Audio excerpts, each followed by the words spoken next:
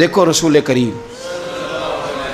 صلی اللہ تعالیٰ علیہ وسلم نے حضرت انس بن مالک رضی اللہ تعالیٰ عنہ سے فرمایا، یہ بخاری مسلم کی حدیث ہے،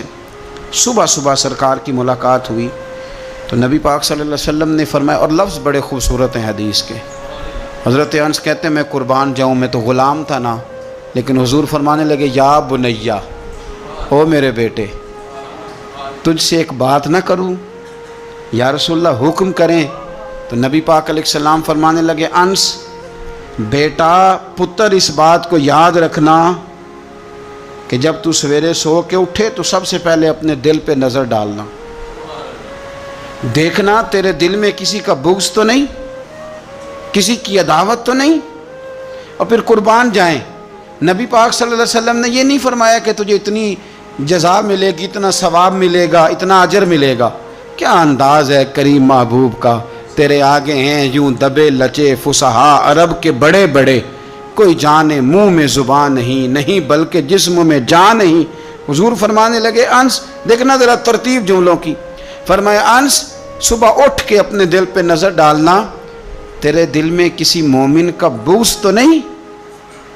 اور ثواب نہیں بیان کیا بلکہ حضور فرمانے لگے، انس خیال کرنا بغض تو نہیں، اور فرمایا انس یہ خیال کرنا اور بغض نہ رکھنا یہ تیرے نبی کا طریقہ ہے، فرمایا یہ تیرے رسول کی سنت ہے، اس کا ذرا خیال رکھنا۔ گویا حضور نے فرمایا یہ میری وصیت ہے، میرے اس طریقے کو ذرا جاری۔ سویرے اٹھ کے موبائل پہ نظر ڈالنا ضروری نہیں، کھاتا دیکھنا ضروری نہیں، سویرے اٹھ کے کوئی روب ڈالنے کے نئے نئے طریقے اور مال کمانے کے نئے نئے طریقے سوچنا یہ تو مردہ کر دیتا ہے دل کو۔ سویرے اٹھ اور سب سے پہلے دل پہ نظر ڈال، اگر تیرا دل بغض سے پاک ہے تو پھر انشاءاللہ تعالیٰ پیسے اگر آج تھوڑے بھی کمائے گئے تو نیند رات کو انشاءاللہ سکون کی اللہ عطا فرمائے، لیکن اگر اندر حسد کا، بغض کا، نفاق کا دھندا چل رہا ہے، دھندا، کیا خوبصورت بات کرتے ہیں اللہ کے بندے۔ حضرت سلطان بہو